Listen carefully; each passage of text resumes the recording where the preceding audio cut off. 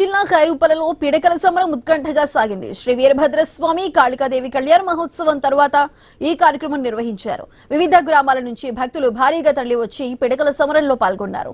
ఎలాంటి అవాంఛనీయ ఘటనలు జరగకుండా పోలీసులు భారీ బందోబస్తు ఏర్పాటు చేశారు. యుద్ధ వాతావరణాన్ని తలపించేలా ఒకరిపైనొకరు పిడకలు రువ్వుకున్నారు. ఈ ఘటనలో 36 మందికి గాయాలయ్యాయి.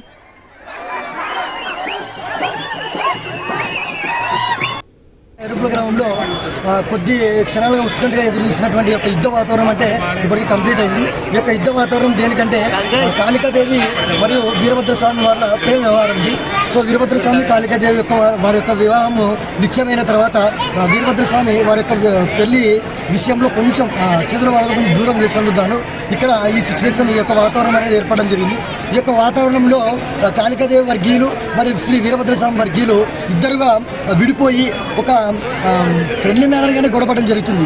ఎందుకంటే వీరభద్రస్వామి కొంచెం టైం స్పెండ్ చేయడం కోసం, దేనికంటే వాళ్ళ యొక్క మ్యారేజ్ కోసం, వివాహం కోసము టైం స్పెండ్ చేయడం వల్ల కాళికాదేవి తన యొక్క ఓర్పు నశించి మా వాళ్ళతో నేను అడ్డుకుంటాను, ఎన్ని రోజులు ఈ విధంగా చేస్తామనే ఉద్దేశంతో వీరభద్రస్వామిని బయట వన వ్యవహారం చేస్తూ వచ్చినటువంటి సందర్భంలో వాళ్ళ యొక్క వర్గీయులతో అడ్డుకోవడం జరుగుతుంది. సో ఇక అడ్డుకునే సమయంలో జరిగినటువంటి యొక్క యుద్ధమే ఇప్పుడు ఆనాది నుంచి వచ్చినటువంటి యుద్ధాన్ని మేము కొనసాగి భద్రకాళి మాతకు తర్వాత వీరభద్ర స్వామికి మధ్యన ఈ పిడకలు ఒకరితో ఒకరు వేసుకోవడం అనేది జరుగుతుంది. దీన్ని ఇక్కడ నుగ్గులాట అని చెప్పేసి స్థానికంగా అంటారు.